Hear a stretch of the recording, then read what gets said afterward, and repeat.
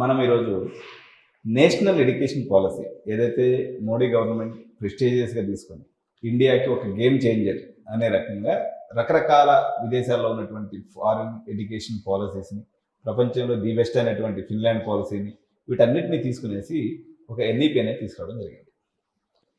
కాకపోతే దాని ఇంప్లిమెంటేషన్ విషయంలో అనేక రకాలైనటువంటి వ్యవస్థలు ఇంకా ఆర్థోడాక్స్ నేచర్లోనే ఉండిపోయినటువంటి పరిస్థితి.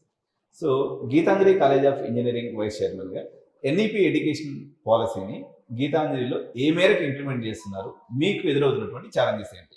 So NEP 2020 is a very good policy.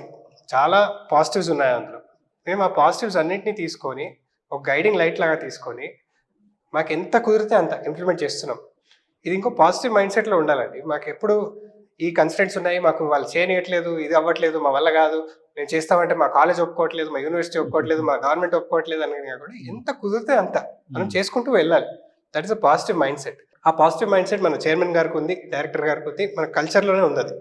అందుకని ఎన్వైర్న్మెంట్ అలా పాజిటివ్ కావచ్చు. We are doing lot of things. కొన్ని థింగ్స్ మేము చెప్తాం. Academic bank of credits we are registered. So all Gitanjali credits, all students will be directly put in that. వాళ్ళు any time వాళ్ళ credits అక్కడ ఉంటాయి. వాళ్ళు బయట ఎన్పిటిఎల్ కోర్సెస్ చేసినా కూడా అవి ట్రాన్స్ఫర్ చేసుకోవచ్చు. యూనివర్సిటీ అయిన తర్వాత ఇది ఇంకా కూడా యూస్ఫుల్ అవుతుంది వాళ్ళకి.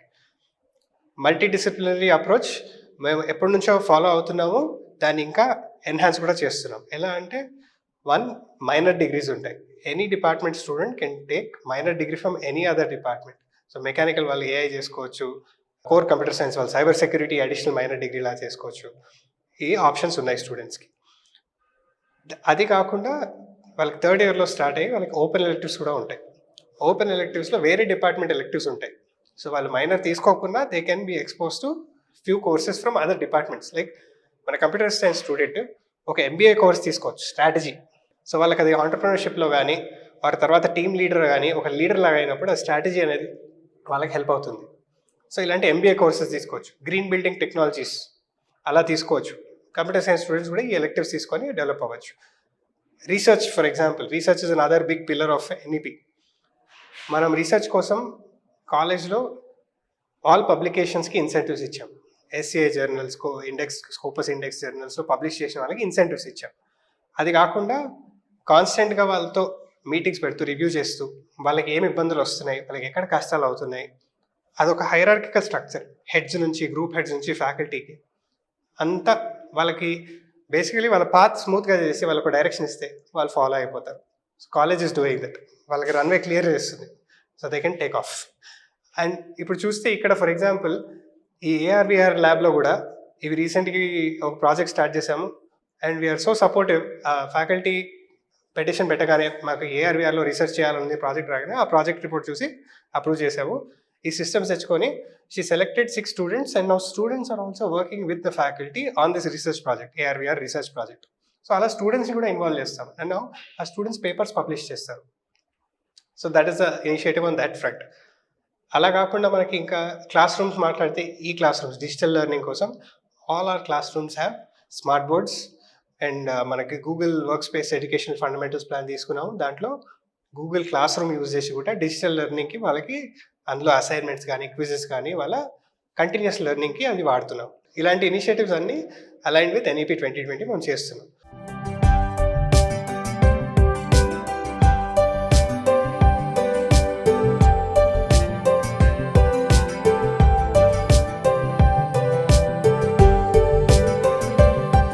అయితే ఇప్పుడు నేను దేశవ్యాప్తంగా దాదాపు ఒక 1500 హైయర్ ఎడ్యుకేషన్ ఇన్స్టిట్యూషన్స్ ఇచ్చాను. మొత్తం ఓవరాల్గా తీసుకున్నప్పుడు 4500 హైయర్ ఎడ్యుకేషన్ ఇన్స్టిట్యూషన్స్ భారతదేశంలో ఉన్నాయి.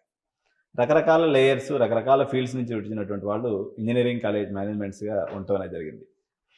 మన తెలుగు ప్రజలు పర్టికులర్గా తీసుకున్నప్పుడు ఎప్పుడు మామూలుగా ఒక ఆర్డినరీ కుటుంబం నుంచి వచ్చినా లేకపోతే అప్పర్ క్లాస్ నుంచి వచ్చినా కానీ highest package sir, highest package. ఇప్పుడు ఉదాహరణకి భారతదేశంలో మనం కొన్ని కాలేజీలు తీసుకున్నప్పుడు, సరే వాటి మంచి చెడు గురించి నేను లోపలికి వెళ్ళట్లేదు, జనరల్గా చెప్తాను. ఇప్పుడు లవ్లీ ప్రొఫెషనల్ యూనివర్సిటీ అని చెప్పేసి 2 కోట్ల ప్యాకేజ్ వచ్చిందని వేస్తుంటారు అనమాట.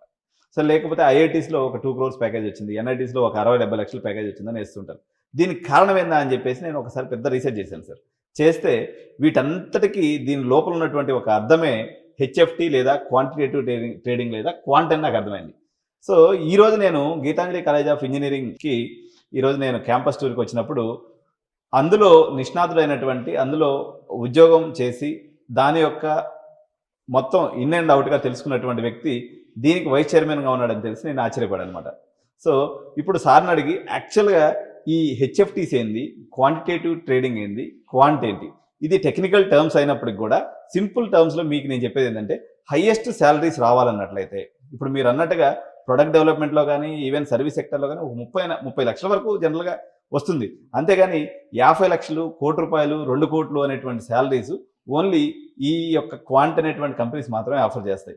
సో అలాంటి వ్యక్తి అండర్లో నడుస్తున్నటువంటి ఒక institution Gitanjali college of engineering. అందువల్ల మీరు హైయెస్ట్ ప్యాకేజ్ కొట్టాలి అనుకున్నట్లయితే అట్లీస్ట్ ఆ హైయెస్ట్ ప్యాకేజ్ కొట్టి ఆ పర్టికులర్ డివిజన్లో పనిచేసినటువంటి వ్యక్తి సూపర్విజన్లో ఉన్నట్లయితే డెఫినెట్గా మీ కళ నెరవేరేటువంటి అవకాశం యొక్క ప్రాబబిలిటీ చాలా మేరకు పెరుగుతుంది. సార్ని అడిగి తెలుసుకుందాం ఆ చిట్కా ఏంటి, ఆ టెక్నిక్ ఏంటి. ఎందుకంటే భారతదేశంలో మనం మెజారిటీ ఆఫ్ ది ప్రజలందరూ కూడా లోయర్ మిడిల్ క్లాస్ నుంచి వాళ్ళ యొక్క పేదరికాన్ని అప్లిఫ్ట్ చేసుకోవాలనేటువంటి దాంతోనే పిల్లలు చాలా కష్టపడి చదువుతున్నారు. కాకపోతే వాళ్ళకి ఒక డైరెక్షన్ లేనందువల్ల యునానిమస్గా దానికి డైరెక్షన్ చెప్పి దగ్గరుండి వాళ్ళని గైడ్ చేసేటువంటి వ్యక్తులు లేకపోవడం వల్ల అనేక సందర్భాల్లో అపజయాలు అనేవి జరుగుతూ ఉంటాయి. సార్ని అడిగి ఎలా ఇది సాధ్యమవుతుంది, జీసీటీసీ లేదా Gitanjali college of engineering vice చైర్మన్గా ఉన్నటువంటి సార్ని అడిగి తెలుసుకుందాం. సో నేను యుఎస్లో ఎంఎస్ చేసిన తర్వాత I joined AQR capital management అండి. World's second largest hedge fund. Okay. వాళ్ళు అప్పుడు నేను ఉన్నప్పుడు అరౌండ్ $200 బిలియన్ వాళ్ళ కింద ఉండేది, అంటే వాళ్ళు మేనేజ్ చేస్తుండే అప్పుడు. అది క్వాంటిటేటివ్ పోర్ట్ఫోలియో మేనేజ్మెంట్. ఓకే. అంటే కొంచెం సిస్టమేటిక్గా, అంటే వాళ్ళకి నచ్చినట్టు ఓకే ఈ స్టాక్ ఈరోజు పైకి వెళ్తుంది, ఆ స్టాక్ ఈరోజు కిందికి వెళ్తుంది అన్నట్టు కాకుండా సిస్టమేటిక్ ఒక ప్రాసెస్ డిఫైన్ చేసి ఎలా ఇన్వెస్ట్ చేయాలి, ఎప్పుడు కొనాలి, ఎప్పుడు అమ్మాలి అనేది ఒక పద్ధతి క్రియేట్ చేశారు. అంటే సిస్టమేటిక్ ఇన్వెస్టింగ్. దాని వెనకాల చాలా మ్యాథ్స్ ఉంటుంది. దాన్నే క్వాంటిటేటివ్ ఫీల్డ్ అంటారు, క్వాంటిటేటివ్ ఫైనాన్స్. సిమిలర్లీ ట్రేడింగ్లో కూడా ఉంటుంది. కానీ ఈ ఫీల్డ్లో డిఫికల్టీ ఏంటంటే స్టాక్ మార్కెట్ తీసుకున్నా, ఏదైనా ఇంట్రెస్ట్ రేట్ మార్కెట్ తీసుకున్నా, కమాడిటీస్ మార్కెట్ తీసుకున్నా, ఇదంతా ఫైనాన్షియల్ మార్కెట్స్. ఆ మార్కెట్లో ఒక స్టాకే తీసుకుందాం ఫర్ ఎగ్జాంపుల్, అది దానికి ఓన్లీ 2 డైరెక్షన్స్, పైకన్నా వెళ్ళచ్చు, కిందికన్నా వెళ్ళచ్చు. సో మీరు ఒక కాయిన్ టాస్ చేసి హెడ్స్ పడితే పైకి, టైల్స్ పడితే కిందికి అన్నారు అనుకోండి, మీకు ఏం తెలియకున్నా కానీ మీరు హాఫ్ ద టైం మీరు కరెక్ట్ అవుతారు. ఓకే. ఇప్పుడు మన దేశంలో కూడా సిచ్యువేషన్ అలానే ఉంది. అందరూ ఫోన్ చేస్తారు పోర్ట్ఫోలియో మేనేజర్స్, ఇక్కడే కాదు యూఎస్లో కూడా కొంచెం అలానే ఉన్నారు. పోర్ట్ఫోలియో మేనేజర్స్ ఫోన్ చేసి మీకు నేను అడ్వైస్ ఇస్తాను, ఇందులో ఇన్వెస్ట్ చేయండి, అందులో ఇన్వెస్ట్ చేయండి, ఇది గ్యారంటీగా పైకి వెళ్తుంది, మా రీసెర్చ్ చేశారు, మా రీసెర్చ్ టీం చెప్పారు, అది ఇది ఏదో చెప్తుంటారు. కానీ వాళ్ళు అదే మీకు ఒక 10 మందికి ఫోన్ చేస్తే వాళ్ళ 5గురికి పైకి వెళ్తుంది మీరు కొనండి అని చెప్తారు, 5గురికి కిందికి వెళ్తుంది మీరు అమ్మండి అని చెప్తారు. ఏది కరెక్ట్ అవుతుందో వాళ్ళకి తెలియదు. అది అయిన తర్వాత ఎవరికైతే అప్ వెళ్తుందని చెప్పారో వాళ్ళకి ఫోన్ చేసి మళ్ళీ సార్ మీకు చెప్పాను కదా వెళ్ళింది కదా ఇప్పుడు మళ్ళీ ఇంకోటి చెప్తానంటారు.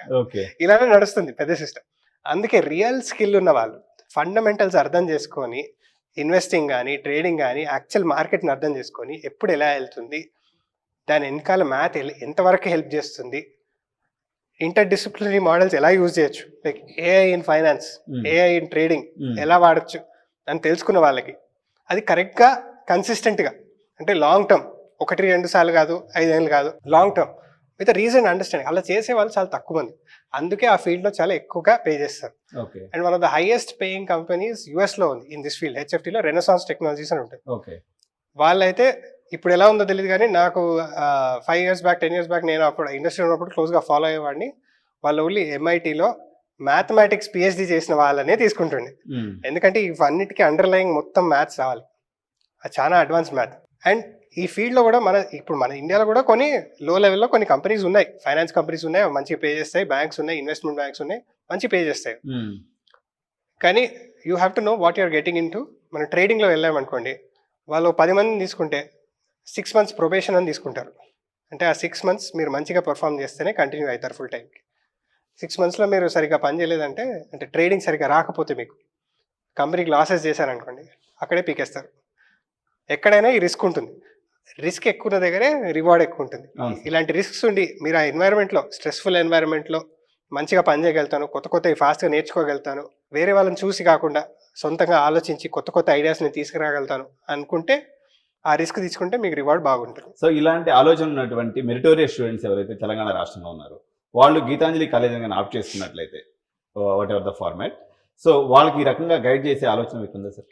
ఎవరికన్నా ఫైనాన్స్ లో ఇంట్రెస్ట్ ఉంటే definitely I can guide them a lot. మన దగ్గర ఫైనాన్స్ ప్రోగ్రామ్స్ ఇప్పుడు లేవు, we only have an MBA programme. Okay MBA తీసుకొని వాళ్ళు ఫైనాన్స్ సైడ్ వెళ్ళొచ్చు. ఓకే బీటెక్ లో అయితే ఫైనాన్స్ ప్రోగ్రామ్స్ ఏం లేవు. Once you become university we will launch all these new age programmes like financial engineering అని ఏమైనా లాంచ్ చేస్తాం. ఓకే ఇప్పటికైతే what we can give them is guidance. Okay మనకి ఇండస్ట్రీలో కనెక్ట్స్ ఉన్నాయి, హైదరాబాద్ లో కూడా ఉన్నాయి. హైదరాబాద్ లో నేను పనిచేశాను కదా, ఆర్ ట్రేడింగ్ కంపెనీ హైదరాబాద్ లో ఆఫీస్ ఉంది. ఓకే ఫ్యూచర్స్ ఫస్ట్ ఉంది. ఫ్యూచర్స్ ఫస్ట్ అందరికీ తెలిసిందే. సో వాళ్ళు ఏం చేస్తారు, ఎలా చేస్తారు, వాళ్ళకి కావాలంటే ఏ స్కిల్ సెట్ కావాలి, అలాంటి కంపెనీస్ కొన్ని వేరే కూడా వచ్చాయి. ఇప్పుడు ముంబైలో, బెంగళూరులో కొన్ని కొత్త కంపెనీస్ వచ్చాయి. వాళ్ళు 5, 10, 15 ఇయర్స్ నుంచి ఉన్నారు, స్టేబుల్గా ఉన్నారు, మంచిగా పనిచేస్తున్నారు.